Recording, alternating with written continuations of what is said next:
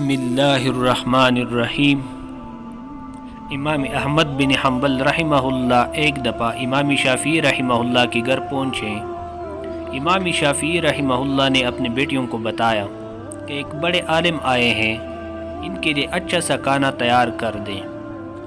چنانچہ بیٹیوں نے کھانا بنا کر کمرے میں رکھ دیا۔ رات کو تہجد کے لیے مصلی بھی رکھ دیا اور وضو کے لیے لوٹا بھی۔ امام احمد بن حنبل رحمہ اللہ نے کھانا کھایا اور کچھ دیر بات چیت کرنے کے بعد لیٹ گئے۔ صبح نماز فجر کے لیے مسجد میں تشریف لے گئے۔ بچیاں کمرے میں صفائی کرنے کے لیے آئے تو دیکھا کہ برتن میں جو 2-3 آدمیوں کا کھانا رکھا تھا وہ سارا ختم، مصلی جیسے رکھا تھا ویسے ہی پڑا تھا، پانی جیسے بھرا تھا جوں کا تو موجود تھا۔ یہ دیکھ کر بڑی حیران ہوئی اور ساتھ ہی ذہن میں کچھ بدگمانیاں سی بھی پیدا ہوئی کہ ان کی تعریفیں تو بہت سنی تھی، مگر معاملہ تو ایسا نہیں، تہجد بھی نہیں پڑی اور صبح بے وضو ہی چلے گئے۔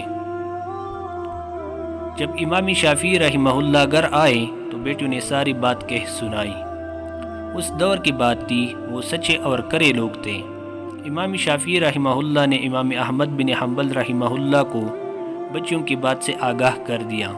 وہ فرمانے لگے، بات یہ ہے کہ جب میں نے کھانے کا پہلا لقمہ کھایا تو میرے دل و دماغ پر عجیب قسم کے انوارات ظاہر ہونا شروع ہو گئے اور ہر لقمے پر روحانی کیفیت بڑھتی جا رہی تھی۔ میں نے سوچا یہ اس پاکیزہ رزق کا اثر ہے۔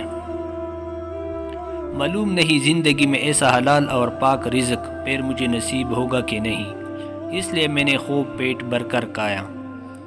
پھر بستر پر جب سونے کے لیے لیٹا تو میرے دل و دماغ میں قرآن پاک کی آیتیں اور احادیث نبوی مستحضر ہونے لگی اور بہت سے مسائل کا حل مجھ پر منکشف ہونے لگا۔ اسی کیفیت میں رات گزری۔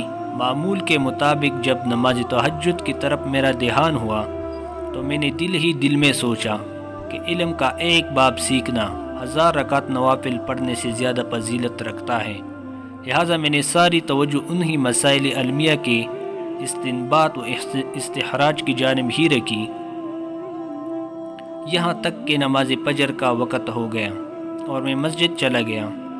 رات بھر نہ آنکھ لگی اور نہ وضو ٹوٹا، اور یہی وجہ تھی کہ وضو کے لیے آپ کا رکھا ہوا پانی اور جائے نماز بھی وہی اسی حالت میں رکھا رہا اور استعمال کی نوبت ہی نہ آئی، اور میرا گمان ہے کہ آپ کے پاکیزہ رزق کی برکت کا اثر تھا۔